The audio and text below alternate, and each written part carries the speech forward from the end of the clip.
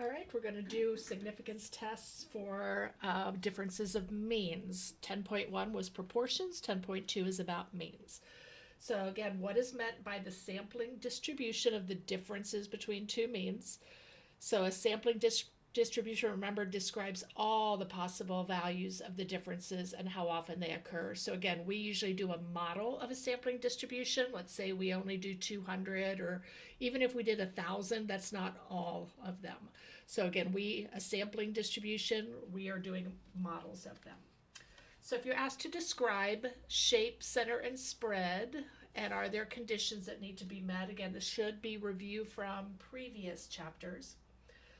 So we have a simple random sample from population 1 with a given mean and standard deviation, and an independent simple random sample from population 2. So to check for shape or large counts, if we know the population distributions are normal, we know the sampling distribution will be normal. But if we don't know about the population, as long as both populations are at least 30, that's our central limit theorem, the shape will be approximately normal as long as both samples are large enough. And again, if they don't give us 30 as a sample size, if they give us actual data, remember to graph the data to check for shape. The center is going to be just the difference of the two population means. And again, it's an unbiased estimator, the sample means of the population means. And our spread, again, this is on the formula sheet, so is this.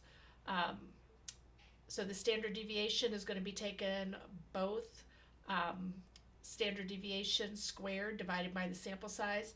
And remember, these are variances. You can only add variances.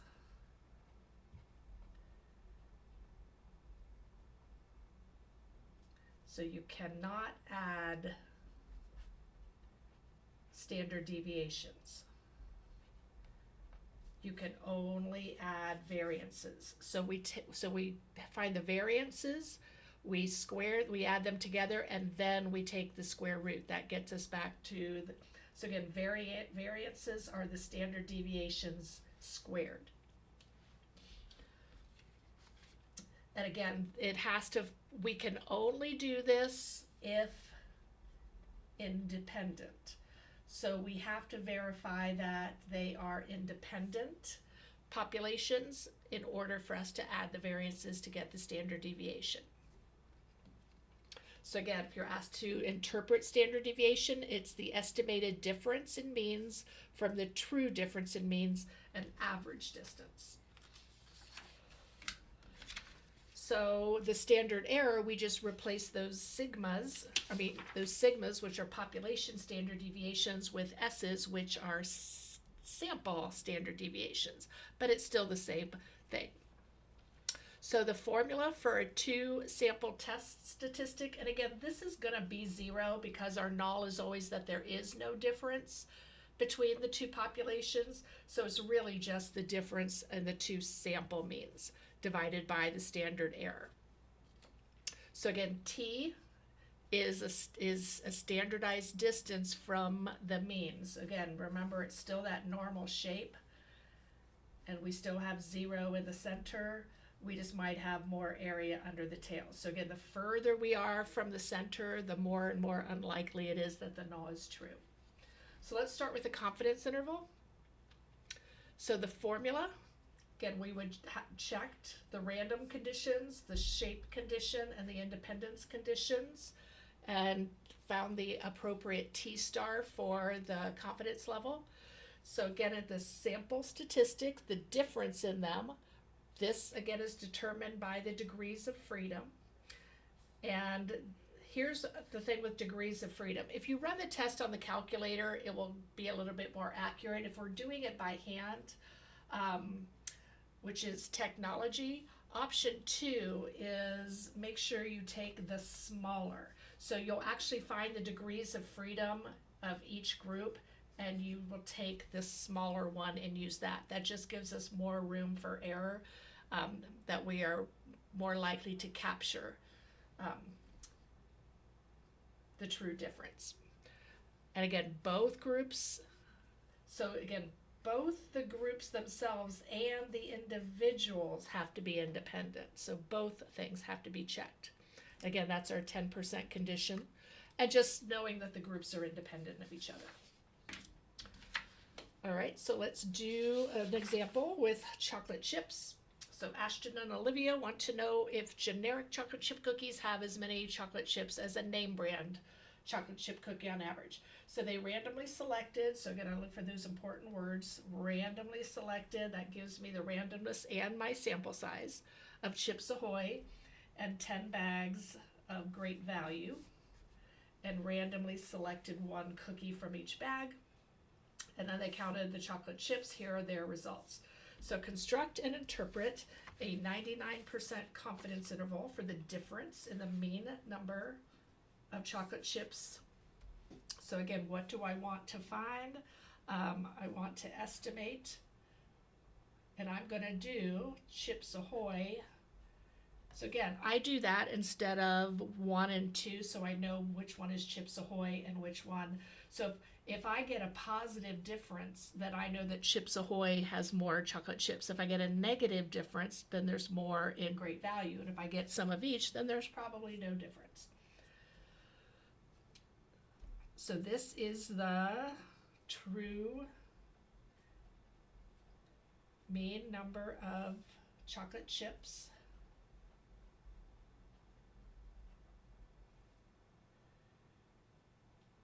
the true mean difference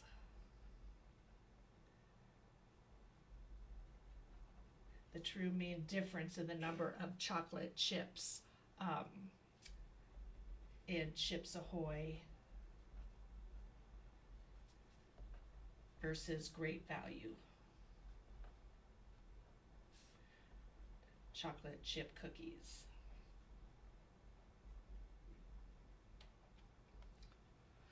Okay, so that is my P. Now I'm going to check my conditions. So are they random?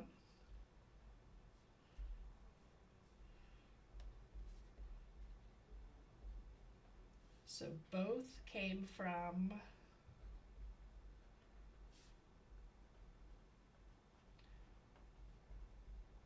random sample of bags and cookies. And then let's check our independence. Are they independent? So I would say that 10 is less than 10% of all Chips Ahoy cookies.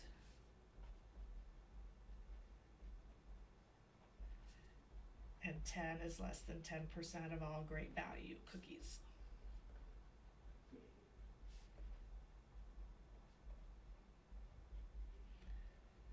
So that's checked, and now let's check our normal or shape condition. So again, also known as large counts. So here I don't have enough, it doesn't say anything up here about population distribution being approximately normal, and I don't have 30 cookies, so I've got to draw a graph. So I'm going to do a dot plot.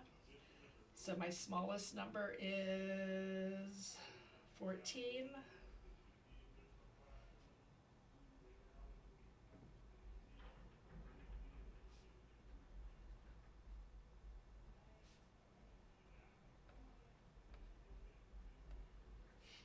I could have counted by 2s as well, but I don't have that many. Okay, so I'm going to do Chips Ahoy up here, and I'm going to do Great Value here. Okay, so Chips Ahoy, I've got a 17, I've got a 19, I've got a 21, I've got a 16, I got another 17, I have an 18, I have a 20, I have another 21, I have another 17, and I have another 18. And then Great Value, I've got a 22, I've got a 20, I've got a 14, 17, 21, 22, 15, 19, 26, and 18. So, and can you even see right here, we're probably not going to find a difference. Or maybe we will, who knows, this is spread out a lot more. So, so neither graph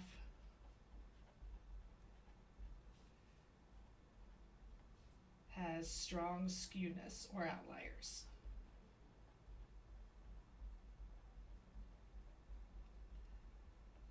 So I've just checked that condition as well. So we can proceed with our test, and we are doing a 2-sample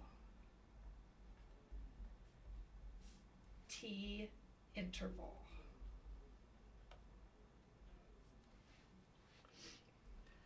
And if I actually show my work for that, so if I went ahead and put these in my calculator, so I'm going to go to my list and I'm going to clear that list out. So I'm going to put in my Chips Ahoy numbers.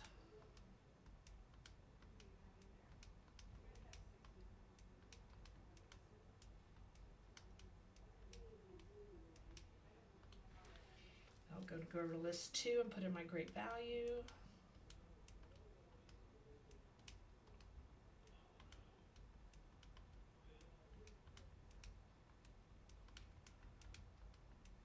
So I'm going to go to stat, calc, one variable stat. So I'm going to check my Chips Ahoy first.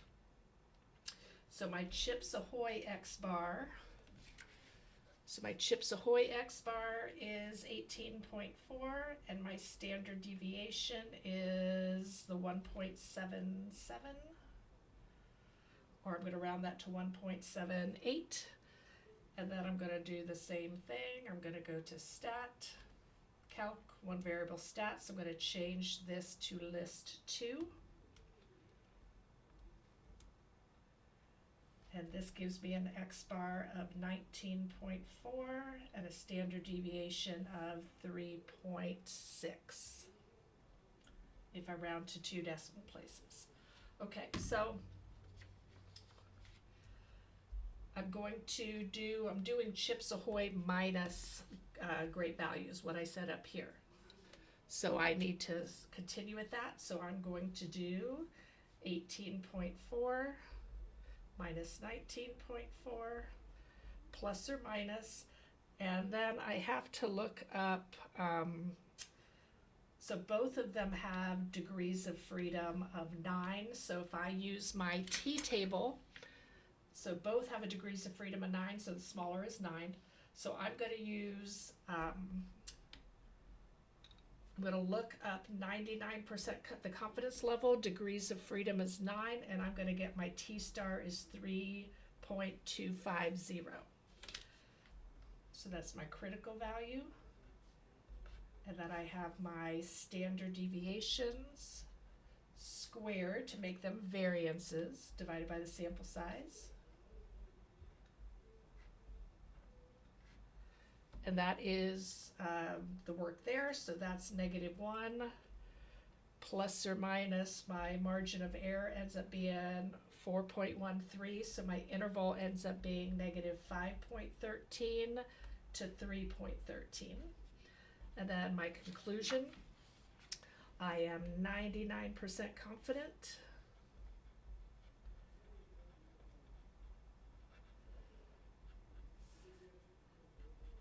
the true mean difference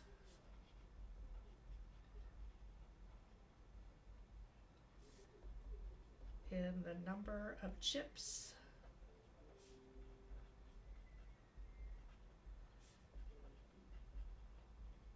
between Chips Ahoy and Great Value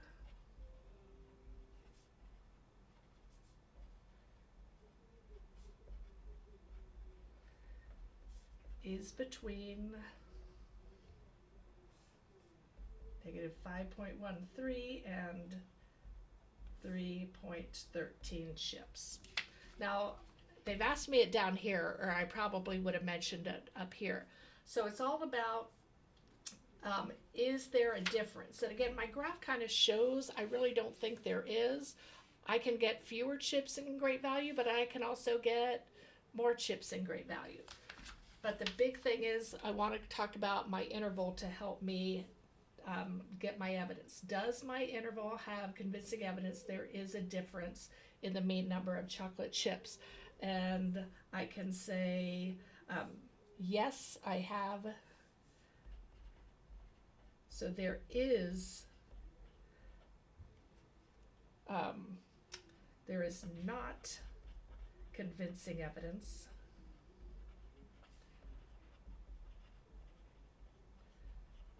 There is a difference.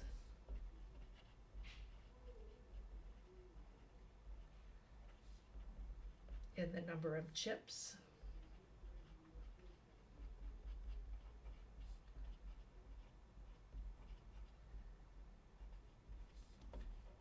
Because 0 was not in my interval, or was in my interval.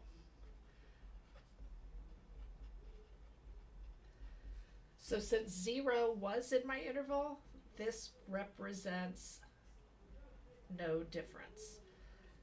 So I don't have evidence that there is a difference because 0 was in our interval, and if there was a difference, then these would all both be negative, or these would both be positive. So again, that's a quick reminder of how we do a confidence interval. Now let's talk about doing a t-test, where we do our hypothesis test.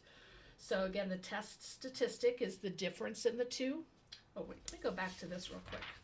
How do I do it on the calculator? So I go to stat, go over to tests, and I'm looking for a 2 sample t interval. So 2 sample t interval looks like that. It asks me data or stats. I'm going to go to data since I put the data in my lists. So I have my Chips Ahoy in list 1. I've got my great value in list 2. My confidence level is 99. And when it says pooled, now we did pooled a pooled proportion in proportions. In a test for means, we never want to say yes. Make sure you say no to pooled. And then calculate. So again, why is my interval different? My interval is different because this is using the technology. And notice my degrees of freedom. So if I do technology, I have a degrees of freedom of 13.145, and my interval would have been negative 4.814 to 2.813. Do not give both.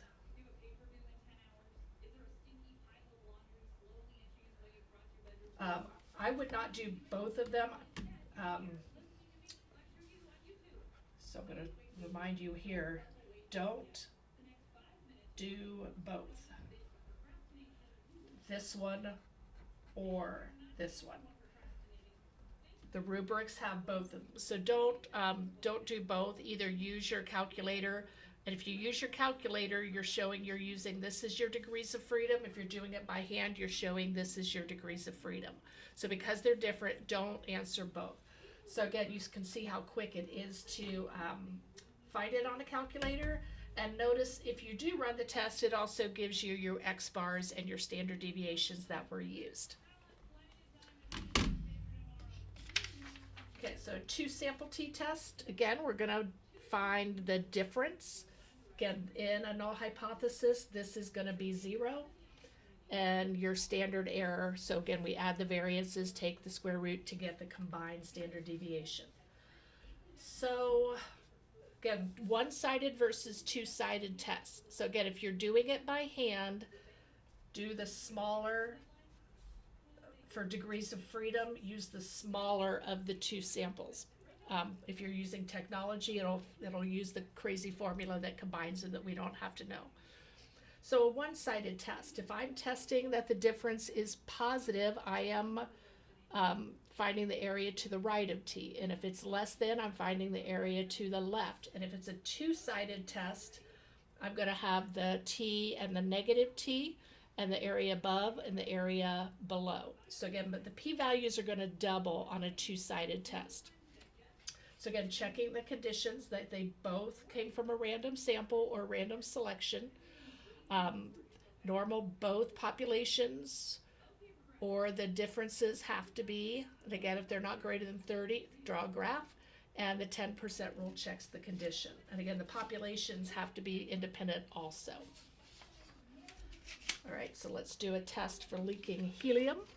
So after buying many balloons, only to see them deflate within a couple of days, Aaron and Jenna decided to test if helium balloons deflate faster than air-filled balloons. So they bought 60 balloons and randomly divided them into two piles of 30, filling the balloons in the first pile with helium and the second pile with air. Then they measured the circumference of each balloon immediately after being filled again 3 days later, and again 3 days later.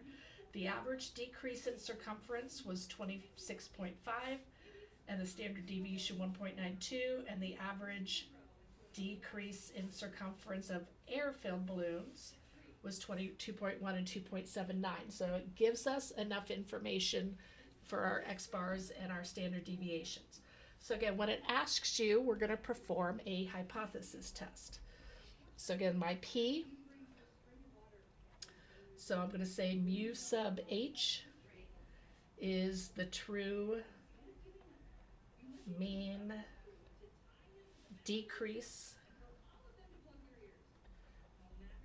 in the circumference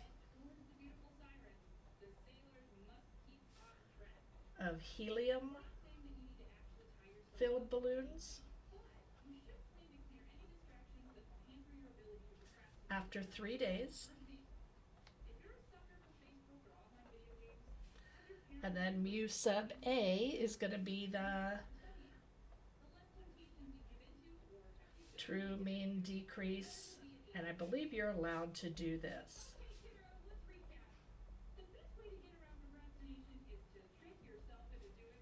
After 3 days. Okay, so I'm defining both of my parameters.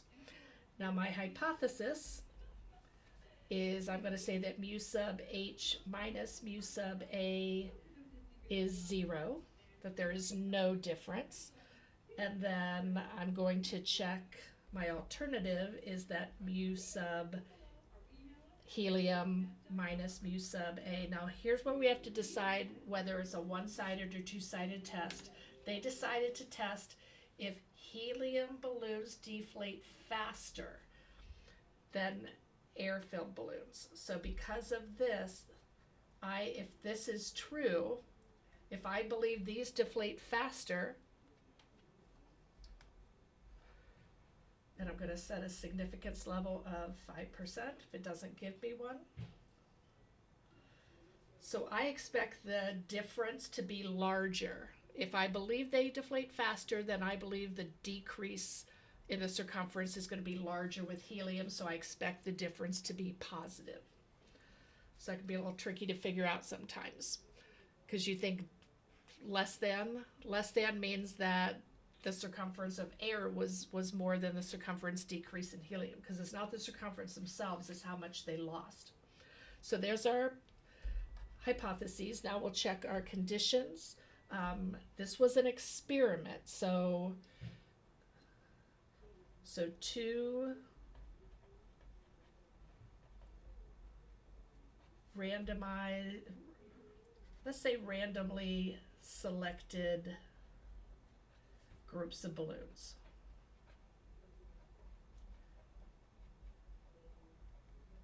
This was an experiment. Okay, so that checks our random condition. Now this, because it was an experiment, our 10% condition, so the independence,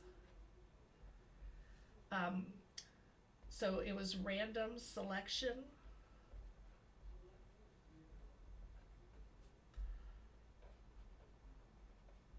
So the randomization helps us with the independence there. You could certainly talk about there being more than 600 balloons out there, more than 300 balloons.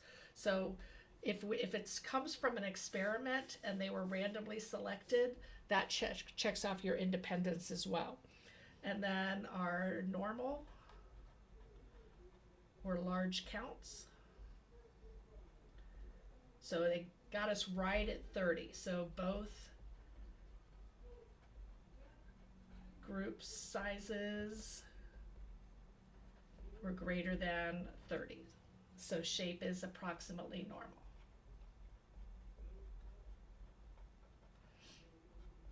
Or you can say it's appropriate to use the t-distribution. Okay, so we are doing a 2-sample t-test.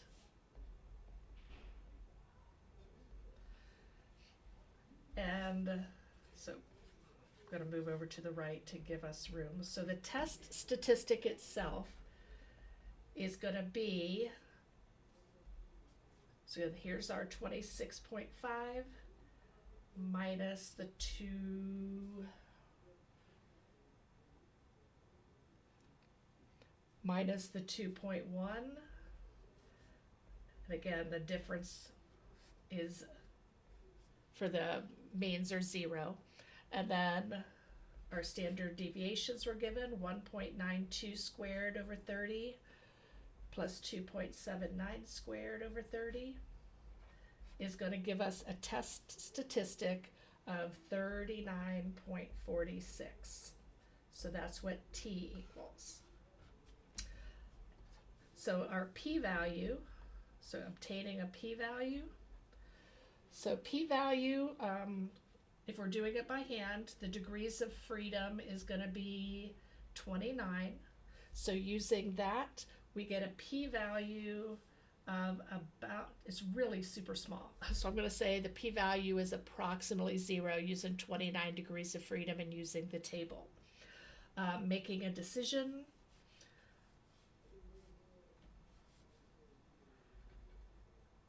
So since the p-value is less than our alpha value of 5%, we reject the null. Good, you have to say, I've seen a couple of you just say we reject. You don't say what you reject. You reject the null hypothesis. And then to summarize, there is very convincing evidence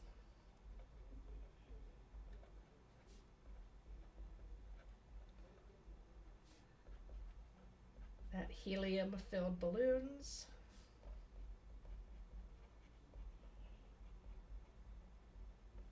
deflate faster than air-filled balloons.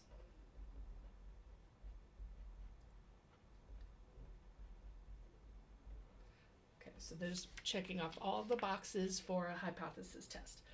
Had a little trouble with this on the last test. Interpret the p-value you got in part A in context of this study. So again, we want to start with assuming the null is true. Assuming there is no difference in the deflation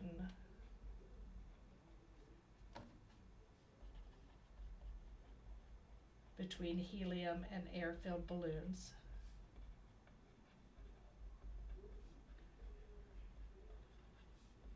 So again, that's assuming the null is true, but I'm writing it in context, assuming the mean that there is no difference in deflation times or deflation rates between helium and air-filled balloons. There is about a 0% probability of getting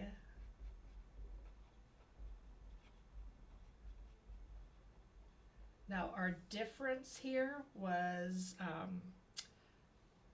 Our difference here was 24.4. So our difference was 24.4. So there's a 0% probability of getting a difference of 24.4 centimeters or more, or even more extreme, by random chance alone. So if I did a simulation of this, I probably wouldn't find a difference that larger at all, even if we did 1,000. So again, know how to interpret a p-value in context. Assuming that all is true, there's a 0% probability of getting a difference like the one we did or more extreme, just due by random chance alone. Is it okay to use your calculator? Yes. But always say no to pooling. If you forget that, you'll get the wrong thing and you won't have any work to back it up. Okay, so again, let's see if we can do the same thing on the calculator, where we would find it. So stat tests, we are doing a 2 sample t-test. And this time I don't have data in there, so I need to jump over to stats. My X bar 1 was 26.5. And my standard deviation was 1.92. Again, these were given in the problem. And then my sample size was 30. And then my second standard deviation given was 2.1 with a standard deviation of 2.79. And again, 30 balloons. Make sure that this matches your inequality. My inequality was a greater than, so I have that selected. And again, no to pooling. Calculate. So there's our t of 39.46. Now here's our p-value. Our p-value is 1.98 times 10 to the negative 40th power. That's very, very small. Again, if I'm using my calculator, I want to show that I used this degrees of freedom that it calculated from both groups. Again, there's all the information. So again, it can be done real quickly on the calculator to get your test statistic and your p-value, but all this other stuff's super important. And just quickly, no more writing, I'll just talk through this. So we already talked about a paired t-test in the last chapter. So should you use a 2 sample with paired data? Why not? Can you create a label for each row? And again, and I talked about this before. Would it mess up the data if I scrambled one of the lists? If it matters, then the datas are paired and we're going to do a 1 sample t-test of the differences. We did that at the end of chapter 9. We did this in 9.3. If you can scramble up the lists, then it is a 2 sample test. Okay, so testing with distractions. So this is just going to give you some how you would do a simulation. Suppose you're designing an experiment to determine if students perform better on tests when there's no distractions, such as teacher talking on the phone. You have access to 2 classrooms and 30 volunteers who are willing to participate in your experiment. So design an experiment so that a 2 sample t-test would be the appropriate inference methods. So I've got 30 people. So I'm going to split them into 2 groups of 15. So index cards, 15 of them say A, 15 say B. Shuffle the cards and hand them out at random. So there's where the randomness comes in. Even though they were volunteers, you still have to randomize. So all 30 subjects will take the same reading comprehension test. Students who receive A cards will go to 1 classroom that has no distractions, and subjects with B will go to a classroom that will have the proctor talking on the phone during the test. At the end, compare the mean score for the subjects in room A with the mean score in room B. So this is 2 samples. I've got 2 completely different groups. 15 people are doing A and 15 are doing B. So if I record their scores, it doesn't matter what order their scores are in. I'm just going to compare them as 2 groups together. And again, notice in the designing of an experiment how well written this is and how somebody could actually carry this out. So anytime you just have to design an experiment, make sure you can hand it off to somebody and they could easily do it. So when would we not be able to shuffle up the outcomes and have the test scores in any order. So one is a paired t-test. So using the same procedure in Part A, again, we're going to have them go into 2 different rooms. One room will be distraction free, the other will have a proctor talking on the phone. After a short break, give all 30 subjects a similar reading comprehension, but now they're going to go the opposite room. So everybody is going to be in the no distraction room and everybody's going to be in the distraction room. So at the end of the experiment, calculate the difference in the reading comprehension scores for each subject. So this is a paired t-test where I want to compare the same individual's scores from the distraction room to the non-distraction room. So here I don't want to compare person A to person B. I want to compare the subject to itself of their different scores based on which, between the 2 rooms. So each subject is going to take the test twice, and then we're comparing the mean difference. So which one is better? The paired one is better since it eliminates an important source of variability, the reading comprehension skill of the individual subjects. More power because we have more information.